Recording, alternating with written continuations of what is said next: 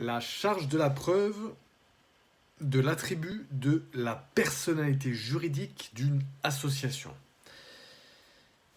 Bonjour Bertrand, Mario, avocat à la cour. J'espère que vous allez bien.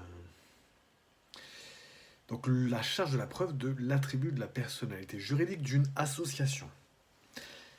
L'octroi de la personnalité juridique n'est pas naturellement acquise à tout groupement qui a en charge un intérêt collectif pourvu d'une expression collective. Le bénéfice du droit de la personnalité juridique est subordonné à la publication des statuts d'une telle association ou groupement. À cet égard, je vous invite à vous reporter à la décision de la Cour d'appel du 28 mai 2008 au Bige, page 157, Bige 2008, et voilà. Et vous noterez que dans cet exposé, encore comme c'est souvent le cas dans les exposés qui traitent qui tournent autour de ces questions-là, que nous parlons que d'associations ou de groupements, mais on ne parle pas d'associations sans but lucratif encore. Parce que pour être une association sans but lucratif, il faut tomber clairement sous l'empire de la loi de 1928. Et là, on tombe juste partiellement, on va voir encore une fois. Ça, c'est quelque chose qu'on a souvent évoqué ici. Là, on tombe sous l'empire de la loi de 1928, mais pas d'une manière, que dans un sens en fait. Donc voilà.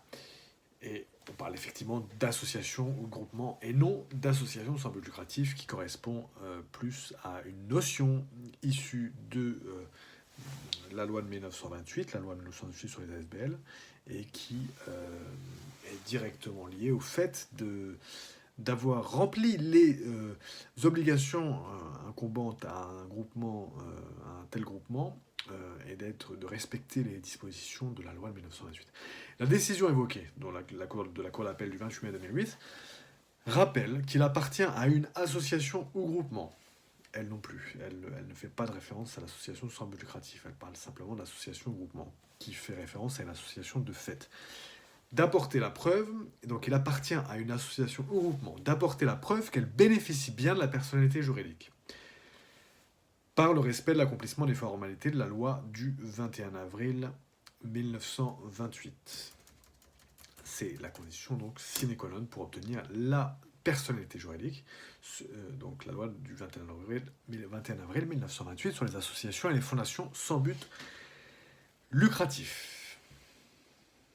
Comme nous l'avons déjà vu à maintes reprises, donc dans plusieurs articles, une telle association de fait, n'ayant pas respecté les formalités de publication et donc ne pouvant pas prouver qu'elle jouit d'une personnalité juridique pleine et entière, pourra être traduite en justice, collectivement et individuellement, c'est-à-dire ses membres, chacun obligé in infinitum, c'est-à-dire sur tous leurs biens aux dettes contractées pour le compte de l'association.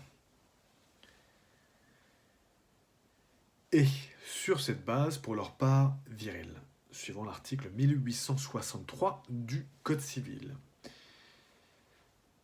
Pour aller plus loin, qu'on l'appelle du 28 mai 2008, article 1863 du Code civil et aussi une décision de la Cour d'appel du 5 avril 2000.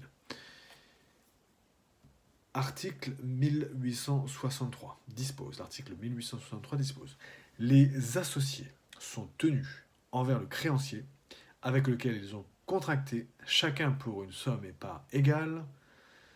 Donc les associés sont tenus envers le créancier avec lequel ils ont contracté, chacun pour une somme et part égale, encore que la part de l'un d'eux dans la société fût moindre,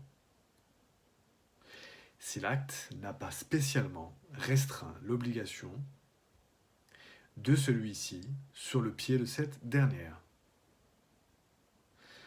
Article donc 1863 du Code civil, fin. J'ai bien pris le temps d'évoquer ces dispositions, quand c'est des dispositions légales, j'essaye pour pouvoir les mémoriser. Bertrand Mariot, avocat à la Cour, pour notre exposé de ce jour, la charge de la preuve de l'attribut de la personnalité juridique d'une association. À très bientôt et excellente fin de journée.